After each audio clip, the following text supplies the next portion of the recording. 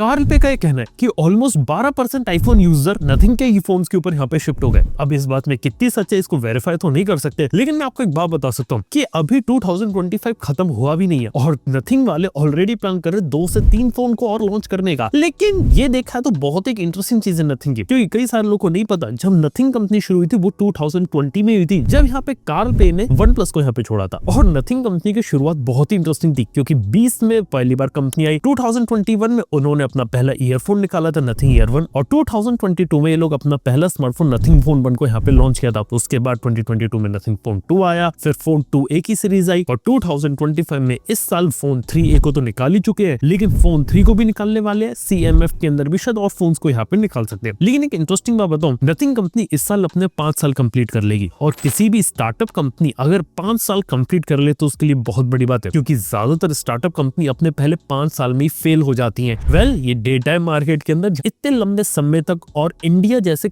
इतने hyper competitive smartphone market में टिक पाना ये बहुत ही अच्छी चीज है। और अगर हम बात माने काउंटर पॉइंट की, तो उनका कहना है कि 156% की ईयर ऑन ईयर ग्रोथ ले रहा है नथिंग, जो कि काफी ज्यादा सरप्राइजिंग है। लेकिन देखा है तो नथिंग की ना स्टोरी बहुत ही इंटरेस्टिंग है। जब उनका फोन 1 यहाँ पर आया था तो वो अपने आप को डायरेक्टली एप्पल से कम्पीट करने का बात कर रहे थे, और उनका फोन 1 यहाँ पे मार्केट में चल गया क्योंकि इसकी प्राइसिंग सही थी, हार्डवेयर सही था, स्पेसिफिकेशन सही थी, और पहले फोन के हिसाब से सही फोन बनाया था। लेकिन जब वो अपना फोन 2 निकालते तो अपने आप को एप्पल जैसा दिखाने की कोशिश में उसकी कीमत जरूरत से ज्यादा कर देते हैं, और सरप्राइजिंगली फोन 2 मार्केट में बिल्कुल नहीं चलता। लास्ट ईयर नथिंग को पता चलता है कि वो किस गलत डायरेक्शन में जा रहे थे, और फोन 2A सीरीज के साथ उन्होंने इस चीज को फिक्स किया, जहाँ पे फोन 2A के मल्टीपल वर्जन है, और CMF फोन 1 में निकाला, जो कि सिर्फ इसलिए बनाया गया था ताकि सस्ते में भी उनकी प्रेजेंस हो, लेकिन नथिंग जैसे ब्रांड को वो डायल्यूट ना करे, और CMF उनका एक सब ब्रांड के रूप में साबित रहा, जहाँ पे मॉड्यूलरिटी के कंसेप्ट को लाए और यहाँ पे वो ज्यादा से ज्यादा फोन बेच सके। और आज भी मैं बता रहा हूँ कि CMF के साथ ही जो नथिंग को जो ग्रोथ मिली वो वही है, क्योंकि यहाँ पे सस्ते में जो नथिंग रहती है वो यहाँ पे चलती है, और CMF को सिर्फ इसलिए बनाया गया था ताकि नथिंग वॉल्यूम ज्यादा से ज्यादा निकालते रहे, प्रोडक्ट ज्यादा से निकालते रहे, जो यहाँ पे मार्केट में बिकते रहे अफोर्डेबल कैटेगरी में, और उनसे जो पैसा बनाएंगे वो सारा पैसा डाले अपने महंगे और प्रीमियम फोन के अंदर, और उसे यहाँ पर बनाए। और इसी वजह से जो नथिंग फोन 3 उन्हें लास्ट ईयर यहाँ पे लॉन्च करना था वो अब इस साल यहाँ पर लॉन्च होगा। और नथिंग फोन 3 के बारे में जिन लोगों से बात करी, जिन लोगों ने फोन देखा है, उनसे यही पता चलता है कि ये फोन बहुत ही ज्यादा कमाल का और एक्साइटिंग होने वाला है, और बहुत ही एग्रेसिवली प्राइस्ड होगा। अब देखना कि फोन 3 अकेला फोन होता है कि मल्टीपल फोन्स होते। हालांकि अगर आप लोग इंतजार कर रहे थे तो बात बता सकता हूँ, शायद अगस्त के महीने तक ये फोन मार्केट में होगा, क्योंकि नथिंग अपना जो नया प्रीमियम फोन होता है वो उसी समय पे यहाँ पे रिलीज करती है। लेकिन एक इंटरेस्टिंग बात देखें कि नथिंग को जो क्लियर जो सक्सेस मिली है ना, यहाँ पे इंडिया के अंदर तो मिली, इसके साथ ही यूके और जापान जैसे मार्केट में मिली। और नथिंग का इस साल एक प्लान इधर ये कि वो अपने फोन को यूएस वाले मार्केट के अंदर भी ले जाएंगे, और यूएस वाले मार्केट के अंदर ले जाने के लिए नथिंग जो अपने फोन का जो प्रोडक्शन होता है वो ज्यादा से ज्यादा इंडिया में करना चाहता है। हालांकि इंडिया में जो फोन बिकता है वो इंडिया में बनता है, लेकिन बाहर जो ग्लोबल मार्केट में कई बार जो फोन बिकते हैं वो अभी भी चाइना में बिकते हैं। और एक रिपोर्ट से ये पता चलता है कि नथिंग वाले 1000 करोड़ रुपीज का जॉइंट वेंचर करने वाले इंडिया में, जिसके साथ वो इंडिया में ज्यादा से ज्यादा फोन को मैन्युफैक्चर करेंगे जिन्हें वो एक्सपोर्ट कर सके, जो कि एक काफी अच्छी चीज होती है। लेकिन अब बात करें तो क्या नथिंग के फोन के मार्केट में क्या और लंबे समय तक टिक पाएंगे, या नथिंग के फोन के अंदर ऐसा क्या है जो उन्हें यहाँ पे सबसे ज्यादा अलग बनाता है। सबसे पहली बात, जो कार्ल पे है उन्हें ये पता है कि एग्जैक्टली में नथिंग के यूजर्स को क्या चाहिए, और कार्ल पे को पता है कि कौन सा फोन बनाना जो यहाँ पे मार्केट में बिक सके। और इसके लिए उन्होंने शुरुआती दिनों से ही यहाँ पर एक बात पे फोकस किया, और वो पता है क्या थी कि नथिंग के फोन को इस तरीके से बनाया जाए जिससे वो स्पेसिफिकेशन वाले गेम में ना फंसे। और ये सबसे बड़ी चीज है, क्योंकि स्पेसिफिकेशन वाला गेम एक ऐसा रहता है जहाँ पे हर एक कंपनी यहाँ पे फंसती है, और एक बार आप स्पेसिफिकेशन वाले गेम में फंस गए और अपनी ब्रांड इमेज को डाइल्यूट कर दिया, फिर आप चाहकर भी महंगे फोन यहाँ पर नहीं बेच सकते। ये प्रॉब्लम अक्सर हर दूसरी चाइनीज कंपनी फेस करती, क्योंकि जब स्पेसिफिकेशन वाला गेम जाता है तो आप मार्केट में बस क्रिएट कर लेते हो, मार्केट अट्रैक्ट कर लेते हो, लेकिन लंबा नहीं खेल पाते। यहाँ पे नथिंग ने स्पेसिफिकेशन वाला गेम कभी खेला नहीं। उसने ये कभी नहीं बोला कि हमारा फोन में बेस्ट पॉसिबल स्पेसिफिकेशन मिलेगी, उससे बेटर स्पेसिफिकेशन वाले फोन, बेटर फोन्स मार्केट में ऑलरेडी अवेलेबल है, लेकिन फिर भी लोग नथिंग का फोन जाकर बताऊं क्यों लेते हैं, क्योंकि पर्टिकुलर प्राइस रेंज उसकी सही रहती है, और उस प्राइस रेंज में क्या चीजें चलती है वो उसने डाली है। सबसे पहली चीज, हाई एंड स्पेसिफिकेशन ज्यादा एक्सपीरियंस पे फोकस करना, ये डाला। फोन के डिजाइन और लुक्स पे फोकस करना, ये डाला। यहाँ पे फोन के अंदर एक ऐसा एक्स फैक्टर रखना जो दूसरी कंपनीज के पास नहीं है, जैसे कि नथिंग फोन 1 से लोग गिफ्ट लाइटिंग लेकर आ गए, और CMF के अंदर पीछे मॉड्यूलर वाला डिजाइन लेकर आया कि बैक पैनल बदल सके। हालांकि मैं पहले भी कह चुका हूँ, ये सिर्फ एक शॉर्ट टर्म स्ट्रेटेजी है नथिंग की, जो कुछ साल तक नथिंग यहाँ पर चलाएगा, और आने वाले समय में कभी ना कभी गिफ्ट लाइटिंग को भी डिच करेगा, और CMF के अंदर जो रिमूवेबल बैक पैनल होता है उसे भी डिच करेगा, क्योंकि दोनों ही इतने ज्यादा प्रैक्टिकल नहीं है। इसके साथ ही आपको ये भी बता सकता हूँ कि नथिंग का एक इंटरेस्टिंग चीज ये थी कि उसका ओएस, उसने अपने ओएस को क्लीन रखा और मैंने नथिंग ओएस के 1.0 से लेके 3.0 तक यूज किया और एक बता सकता हूँ कि हर जनरेशन में इंप्रूवमेंट आए, नए फीचर्स आए और अभी जो नथिंग ओएस 3.2 है वो बहुत ही ज्यादा एडवांस लगता है और सरप्राइजिंगली जितना यूजर्स का फीडबैक आया वो भी उन्होंने इंटीग्रेट किया और एआई के फीचर्स को भी उन्होंने डाला, तो वो एक अच्छी चीज है। और नथिंग के साथ एक बात ये कि नथिंग अपने फोन की प्राइसिंग को सही रख रहा है, जिस कारण से वो बिक रहा है। अगर आप देखेंगे तो फोन 3A सीरीज में जो सबसे ज्यादा बिकने वाला फोन है ना वो नथिंग फोन 3A है, क्योंकि इसकी प्राइसिंग 24,000 से 25,000 रखी गई है और ये जो प्राइस है इंडिया का एवरेज सेलिंग प्राइस होता है स्मार्टफोन का 24 से 25,000 और उसी प्राइस रेंज में अपने फोन को प्लेस कर रहा है ताकि मार्केट शेयर ज्यादा से ज्यादा ग्रैब कर सके और वहां से हम जितना प्रॉफिट कमाएंगे वो सारा का सारा डालेंगे हम लोग अपने प्रीमियम फोन के अंदर। वो अपने महंगे फोन और प्रीमियम फोन को तो काफी अच्छा बनाएंगे, लेकिन क्या वो उस लेवल का एक फ्लैगशिप फोन होगा कि मार्केट में दूसरे फ्लैगशिप लेवल से कम्पीट करे? मतलब मैं आईफोन की बात कर ही नहीं रहा, मैं उन फोन्स की बात कर रहा हूं जो फ्लैगशिप कैटेगरी में काफी अच्छा परफॉर्म करते हैं। चाहे गैलेक्सी S25 अल्ट्रा ले ले या फिर वीवो का X200 प्रो जैसा फोन ले ले या फिर Xiaomi का ही 15 अल्ट्रा या Xiaomi 15 ले ले या फिर खुद OnePlus का ही OnePlus 13 ले ले, क्या ये उनसे कम्पीट कर पाएगा? वेल थोड़ा सा भी मुश्किल है, क्योंकि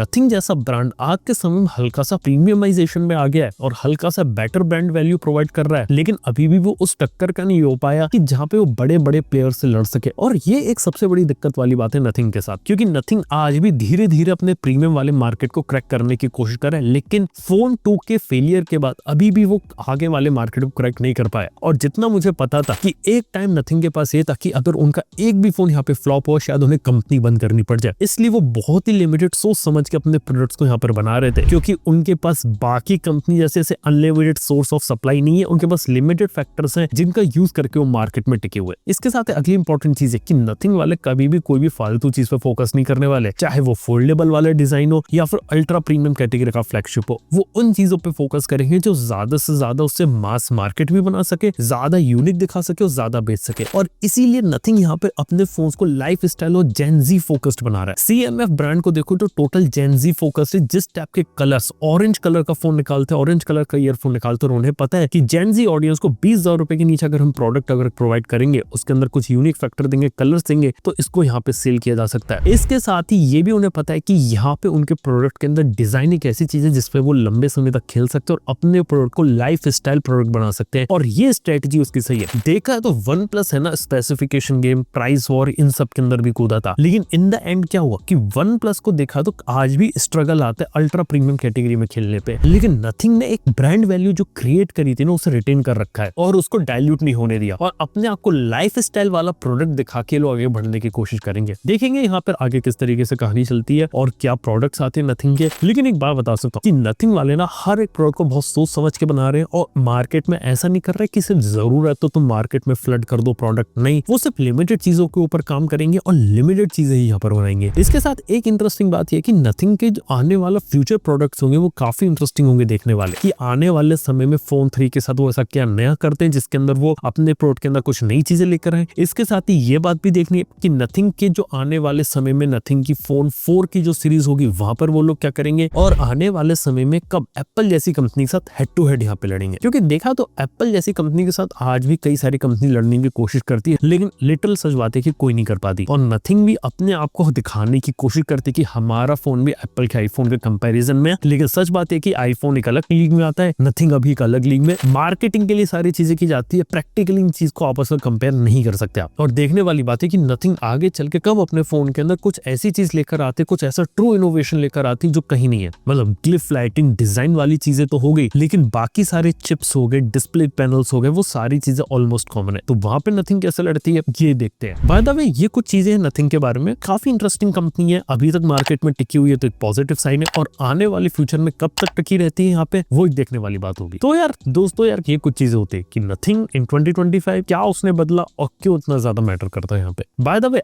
आप लोगों को नथिंग कंपनी के प्रोडक्ट कैसे लगते हैं और क्या आप एक्सपेक्टेशन रखोगे नथिंग के साथ 2025 एंड बियॉन्ड में, ये बात नीचे कमेंट बताइए। थैंक यू, बने रहने के लिए मैं आप चलता हूँ नेक्स्ट वीडियो के अंदर। Good bye.